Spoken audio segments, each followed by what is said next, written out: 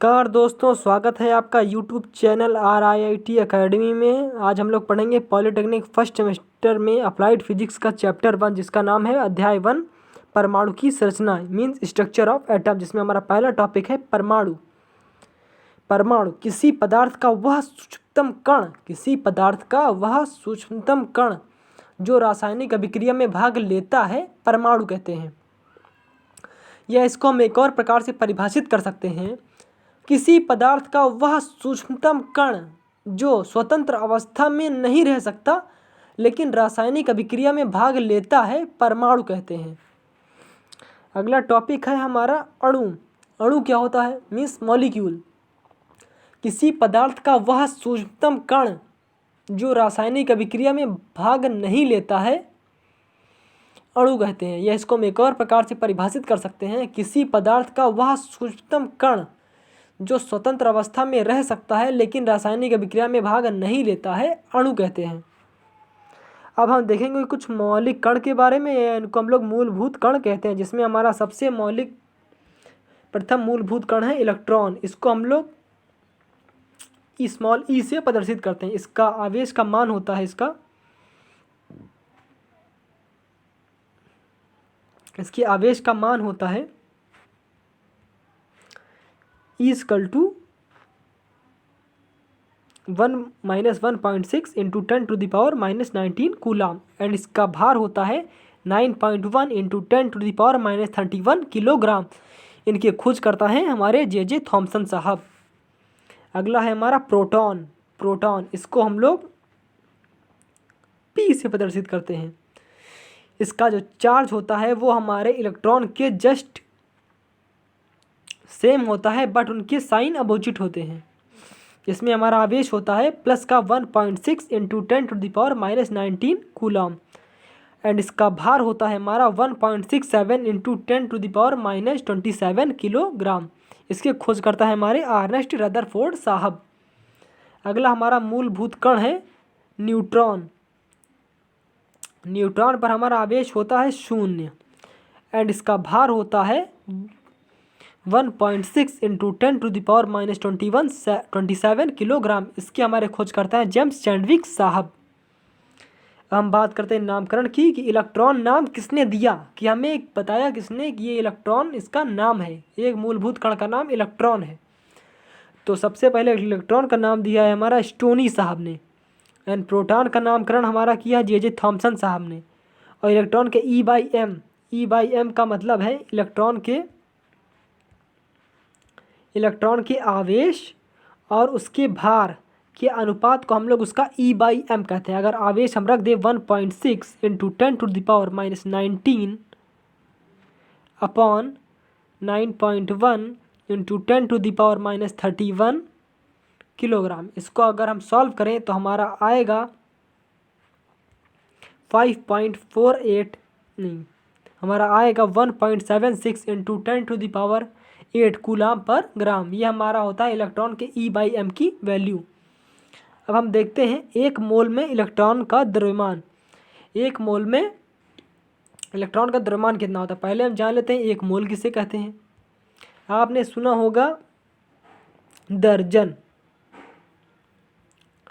एक दर्जन में हमारे पास होते हैं 12। फिर आपने सुना होगा सैकड़ा। एक सैकड़ा में हमारे नंबर ऑफ टर्म्स होते हैं 100। उसी प्रकार से एक मोल इसमें हमारे पार्टिकल्स होते हैं 6.022 × 10⁻23 अणु होते हैं। मीन्स अणु या परमाणु होते हैं। अणु, परमाणु, आयन कुछ भी हो सकते हैं। तो अगर हम एक मोल में इलेक्ट्रॉन का द्रव्यमान ज्ञात करना है, तो अगर एक मोल और इलेक्ट्रॉन के द्रव्यमान से मल्टीप्लाई कर दें तो हमें पता चल जाएगा कि एक मोल इलेक्ट्रॉन का द्रव्यमान कितना होता है। तो हमारा आएगा 5.48 × 10⁻⁻7 किलोग्राम पर मोल। अगला हमारा टॉपिक है परमाणु द्रव्यमान मात्रक।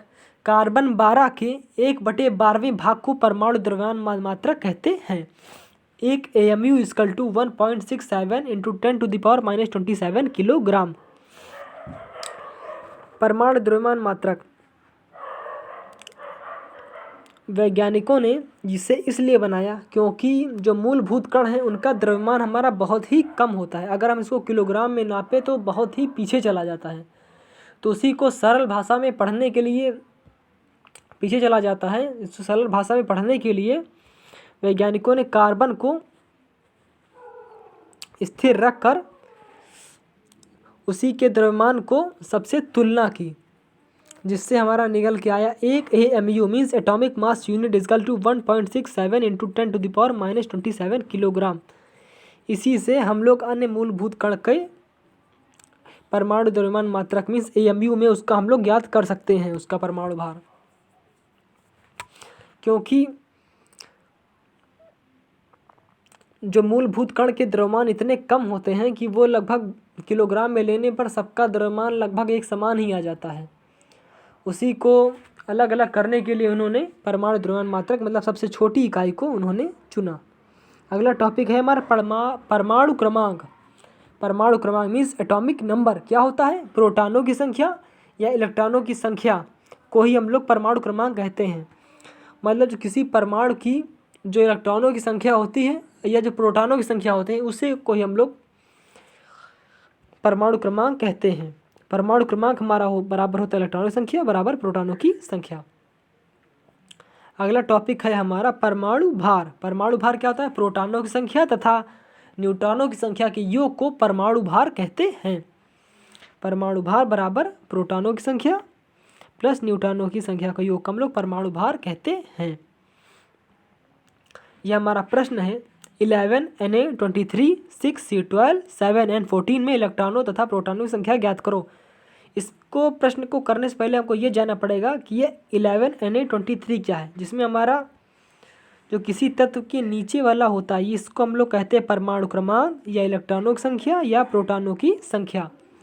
जो हमारा ऊपर लिखा होता है इसको हम लोग कहते हैं परमाणु भार। इसी प्रकार से हम कहेंगे तो इलेक्ट्रॉनों की संख्या बराबर प्रोटॉनों की संख्या बराबर हमारा हो जाएगा 11 एंड कार्बन में इलेक्ट्रॉनों की संख्या बराबर प्रोटॉनों की संख्या बराबर हमारा हो जाएगा 6 एंड नाइट्रोजन में इलेक्ट्रॉनों की संख्या बराबर इलेक्ट्रॉनों की संख्या बराबर प्रोटॉनों की संख्या बराबर 7। देख लेते हैं 11 Na23 में इलेक्ट्रॉनों की संख्या बराबर प्रोटॉनों की संख्या बराबर 11। कार्बन में इलेक्ट्रॉनों की संख्या बराबर प्रोटॉनों की संख्या बराबर 6। नाइट्रोजन में इलेक्ट्रॉनों की संख्या बराबर प्रोटॉनों की संख्या बराबर 7। अगला टॉपिक है हमारा समस्थानिक। क्या होता है? वे तत्व जिनके परमाणु क्रमांक समान तथा द्रव्यमान संख्या भिन्न भिन्न होती है समस्थानिक कहते हैं। मतलब ऐसे तत्व जिनके परमाणु क्रमांक समान हो मीन्स उसके इलेक्ट्रॉनों और प्रोटॉनों की संख्या समान हो पर उनका परमाणु भार भिन्न हो, इसी को हम लोग कहते हैं समस्थानिक। उदाहरण देखते हैं, हमारा है प्रोटियम, ड्यूटीरियम, ट्राइटियम। देखिए इनमें इसको हम लोग सिंबॉलिक कहते हैं 1H1 1H2 1H3, जिसमें देखिए सबके परमाणु क्रमांक 1 1 1 एंड सबके परमाणु भार भिन्न भिन्न है 1 2 3। तो ये हमारा उदाहरण हो गया समस्थानिक का। अगला उदाहरण है हमारे पास 6C12 एंड 6C14। ये हमारा उदाहरण हो गया समस्थानिक का। दोनों में 6 6 है परमाणु क्रमांक एंड दोनों का परमाणु भार भिन्न भिन्न है। आगे बढ़ते हैं। अगला आता है हमारा समभारिक। क्या होता है? वे तत्व जिनके परमाणु भार समान तथा परमाणु क्रमांक भिन्न भिन्न होते हैं समभारिक कहते हैं। मतलब ऐसे तत्व जिनके परमाणु भार तो समान हो पर उनकी परमाणु क्रमांक मीन्स उनके इलेक्ट्रॉनों की संख्या और प्रोटॉनों की संख्या मतलब अलग अलग हो, उन्हें हम लोग समभारिक कहते हैं। उदाहरण देखिएगा 7C14, 7N14। इसमें देखिए इसमें हमारा थोड़ा सा गलती हो गया है। यहाँ पे हमारा होगा 6, यहाँ पे हमारा हो जाएगा 6C14 एंड 7N14। ये हमारा हो जाएगा इसका करेक्ट उदाहरण, जिसमें हमारे परमाणु क्रमांक दोनों के भिन्न भिन्न हैं पर परमाणु भार दोनों के समान है। ठीक है। अगला देखते हैं हम लोग सम न्यूट्रॉनिक क्या होते हैं। वे तत्व जिनमें न्यूट्रॉनों की संख्या समान होती है सम न्यूट्रॉनिक कहलाते हैं। मतलब ऐसे तत्व जिनमें न्यूट्रॉनों की संख्या समान हो उससे हम लोग सम न्यूट्रॉनिक कहते हैं। इसका उदाहरण है हमारा 6C14 एंड 7N15। अगर आप 14 में से 6 को घटाएंगे तो कितना आएगा 8, और अगर आप 15 में से 7 को घटाएंगे तो भी हमारा 8 आएगा, क्योंकि जो न्यूट्रॉनों की संख्या है, न्यूट्रॉनों की संख्या हमारी एटॉमिक मास माइनस प्रोटॉनों की संख्या के बराबर होती है। एटॉमिक मास पहले वाले में हमारा 14 और इसका परमाणु क्रमांक या प्रोटॉन या इलेक्ट्रॉन की संख्या 6, तो निकालेंगे हमारा आ गया 8।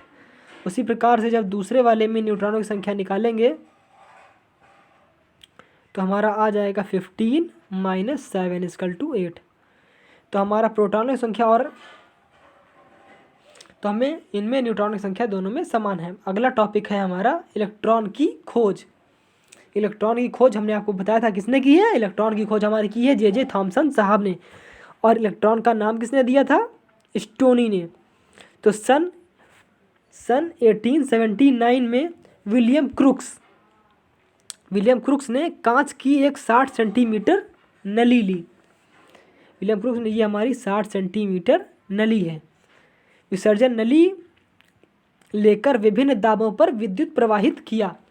इन्होंने विलियम क्रुक्स ने 1879 में एक कांच की नली ली और उसमें विभिन्न दाबों पर विद्युत को प्रवाहित किया। फिर उन्होंने निम्नलिखित तथ्य प्राप्त किए। क्या क्या प्राप्त किया। पहला, 1 एटमॉस्फेयर दाब पर गैस से विद्युत धारा प्रवाहित नहीं होती। अगर इस नली का जो दाब है अगर हम 1 एटमॉस्फेयर करते हैं तो उसमें विद्युत प्रवाहित नहीं होगी, मीन्स उसमें करंट फ्लो नहीं होगा। अगला टॉपिक लिखा है हमारा, जब गैस का दाब 10⁻⁻² एटमॉस्फेयर दाब पर रखा जाता है तो गैस से प्रकाश उत्पन्न होने लगता है। मतलब जब इस नली का दाब 10⁻² एटमॉस्फेयर पर रखा जाता है तो इस नली में प्रकाश उत्पन्न होने लगता है, लाइट उत्पन्न होने लगती है। अब तीसरा, ये सब प्रयोग चल रहे हैं। जब गैस का दाब 10⁻⁻4 एटमॉस्फेयर कर दिया गया तो गैस से निकलने वाला प्रकाश लुप्त हो जाता है तथा कैथोड किरण के सामने वाली दीवार पर हरे रंग की प्रतिदीप्ति उत्पन्न होती है। इन्होंने बताया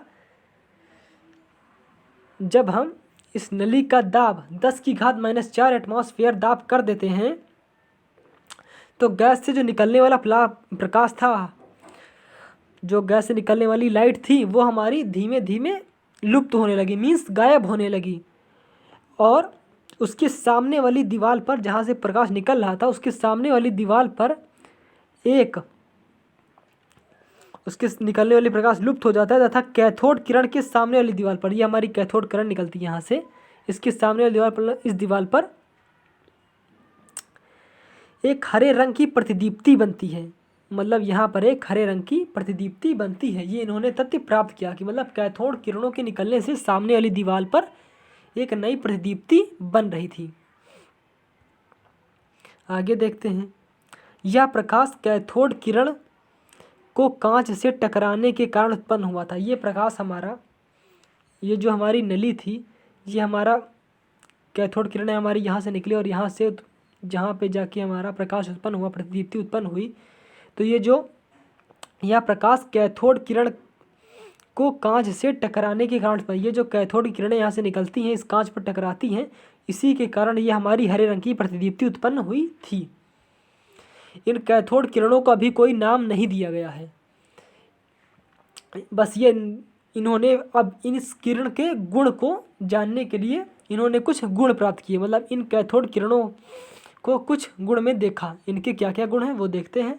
कैथोड किरणों के गुण, हमारा सबसे पहला गुण है कैथोड किरणें सीधी रेखा में चलती हैं।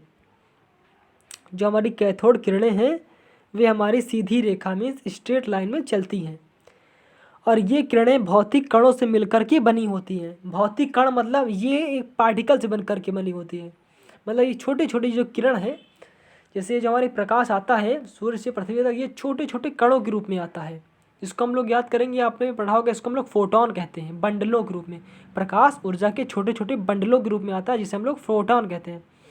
उसी प्रकार से जो कैथोड किरण निकली है, इसमें भी छोटे छोटे कणों से मिलकर के बनी होती है। अगला आते हैं, ये किरणें ऋणावेशित कणों से मिलकर के बनी होती हैं।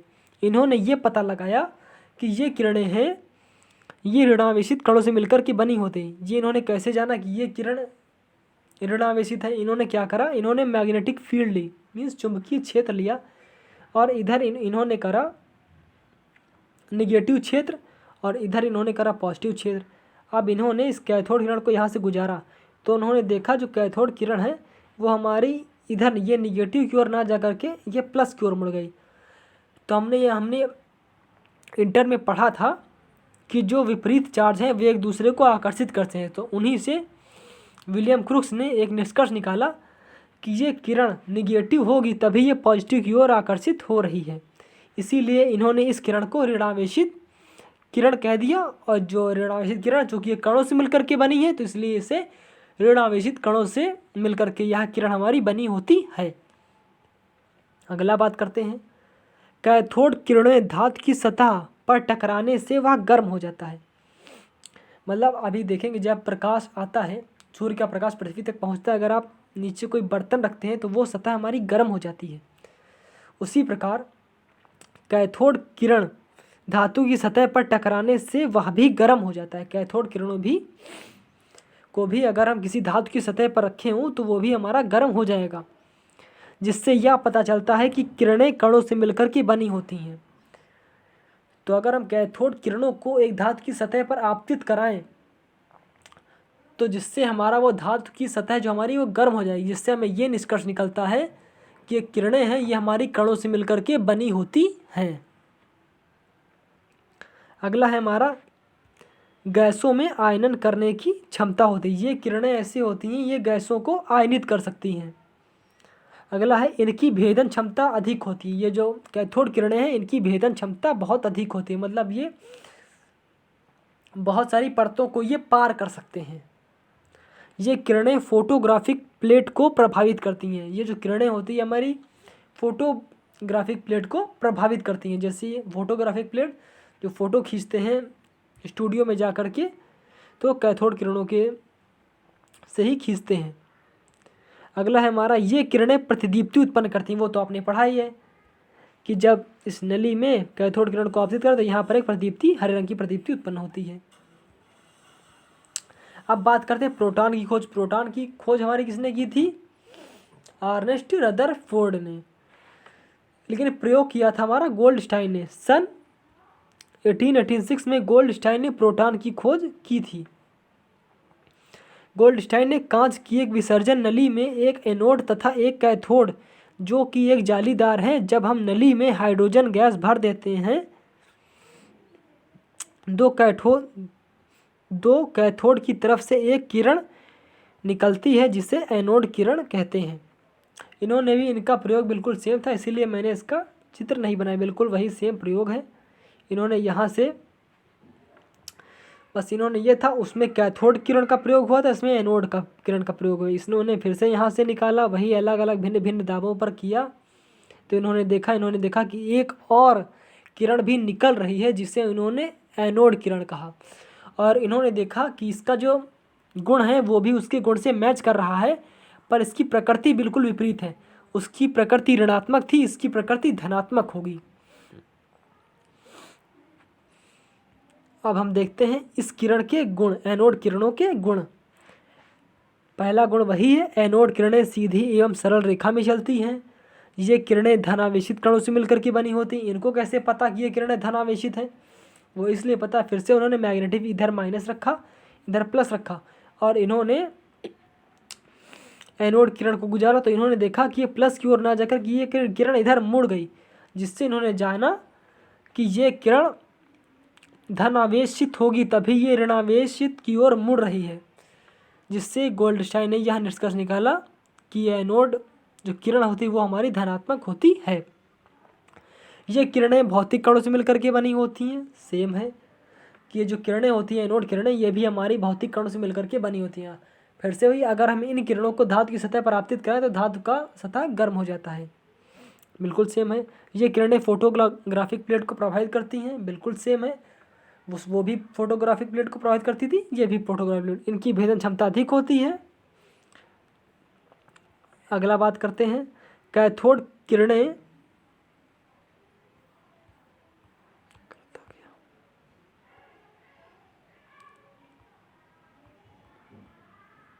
हाँ, अगला हम देखते हैं। अगला टॉपिक हमारा जो हमारा इम्पोर्टेंट है, रदरफोर्ड का अल्फा प्रकीर्णन प्रयोग, रदरफोर्ड अल्फा स्कैटरिंग एक्सपेरिमेंट।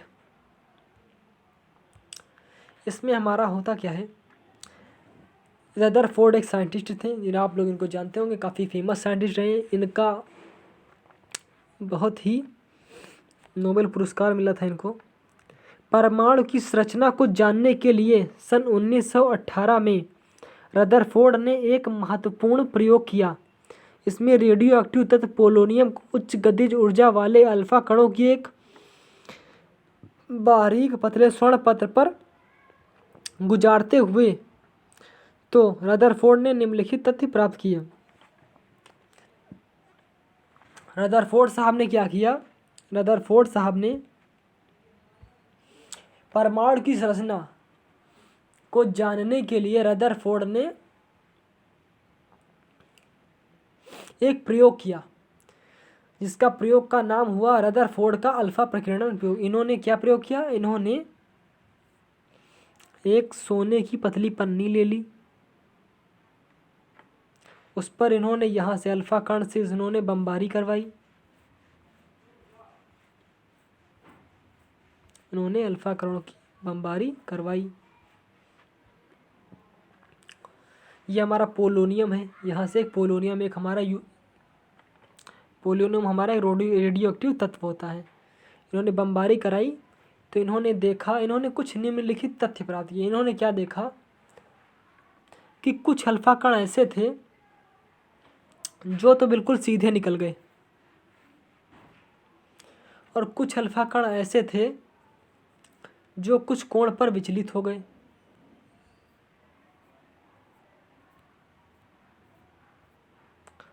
और अगर ये पोलोनियम से इन्होंने 20,000 अल्फा कण निकाले हैं तो 20,000 अल्फा कणों में से एक अल्फा कण ऐसा जरूर होता है जो अपने मार्ग पर वापस लौट आता है। ये इन्होंने इतने तथ्य प्राप्त किए। इन्होंने इतने तथ्य प्राप्त किए। क्या क्या प्राप्त किया, इन्होंने देखा कि जो अधिकांश किरणें हैं वो सोने की पत्र को पार करके सीधे निकल गए, जिससे रदरफोर्ड ने यह निष्कर्ष निकाला कि परमाणु का अधिकांश भाग खोखला है, तभी ये अल्फा कण सोने के पत्र को पार करके निकले जा रहे हैं। फिर दूसरा उन्होंने देखा कि कुछ अल्फा कण ऐसे थे जो कुछ कोण पर विचलित हो रहे थे, जिससे रदरफोर्ड ने यह निष्कर्ष निकाला कि जो परमाणु के अंदर एक सूक्ष्म स्थान है जहाँ जो कि धनावेशित है, तभी ये अल्फा कण कुछ कोण पर विचलित हो रहे हैं। क्योंकि अल्फा कण भी धनावेशित हैं और परमाणु भी धनावेशित होना चाहिए, तभी ये अल्फा कण विचलित हो रहे हैं। और तीसरा इन्होंने निकाला कि 20,000 अल्फा कणों में से एक अल्फा कण ऐसा होता है जो अपने ही मार्ग पर वापस लौट आता है, जिससे इन्होंने यह निष्कर्ष निकाला कि परमाणु के अंदर एक अत्यंत सूक्ष्म स्थान पर ही धनावेश उपस्थित होता है, जिसे हम लोग नाभिक कहते हैं। अब हम लोग देख लेते हैं। अधिकांश अल्फा कण स्वर्ण पत्र को पार करके सीधे निकल जाते हैं, जिससे रदरफोर्ड ने यह निष्कर्ष निकाला कि परमाणु का अधिकांश भाग खोखला है। दूसरा इन्होंने निष्कर्ष निकाला कुछ अल्फा कण छोटे छोटे कोण बनाते हुए विक्षेपित हो जाते हैं, चूँकि अल्फा कण धनावेशित हैं तो इसे विक्षेपित करने वाला परमाणु भी धनावेशित होना चाहिए। कुछ अल्फा कण 90 डिग्री से अधिक कोण पर विक्षेपित हुए, जिससे यह पता चलता है कि धनावेशित परमाणु के भीतर एक अत्यंत सूक्ष्म स्थान पर है, जिसे नाभिक कहते हैं। 2000 अल्फा कणों में से एक अल्फा कण ऐसा जरूर होता है जो अपने ही मार्ग पर वापस लौट आता है। हम देखते हैं रदरफोर्ड के मॉडल की सीमाएं, मतलब जो रदरफोर्ड के मॉडल में क्या क्या कमियां रह गई थी। तो पहली हमारी कमी रह गई थी कि रदरफोर्ड का मॉडल परमाणु के स्थायित्व की व्याख्या नहीं कर पाया, मतलब यह नहीं बता पाया, इसने इलेक्ट्रॉन प्रोटॉन न्यूट्रॉन जैसी कोई चीज़ बताई ही नहीं। और दूसरा यह नहीं बता पाया, रदरफोर्ड का परमाणु मॉडल रेखीय स्पेक्ट्रम की व्याख्या नहीं कर पाया। रेखीय स्पेक्ट्रम क्या होता है आगे हम लोग पढ़ेंगे।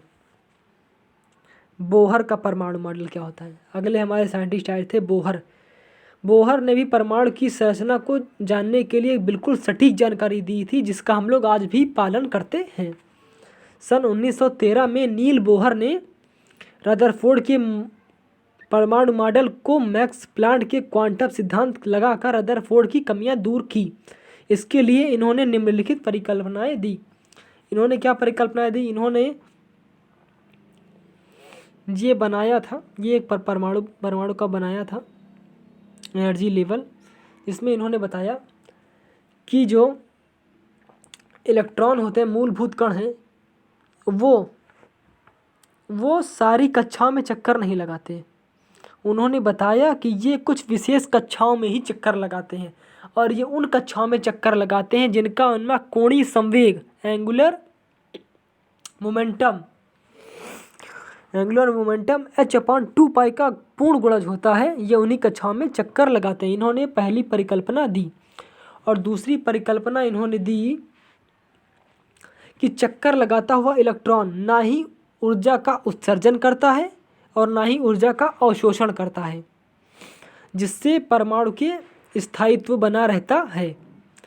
और यदि किसी कारणवश उस इलेक्ट्रॉन को, उस परमाणु को ऊर्जा मिल जाती है, ऊर्जा कैसे मिलती है, अगर हम उसको गर्म कर दें परमाणु को, या उसको हम ताप दे दें, या उसको धूप दे दें, जिससे उसको ऊर्जा मिल जाती है, तो वो परमाणु उस परमाणु का एक इलेक्ट्रॉन उस ऊर्जा को ग्रहण करके अपने से उच्च ऊर्जा स्तर में चला जाता है और 10⁻⁸ सेकंड के बाद पुनः अपनी कक्षा में वापस लौट आता है।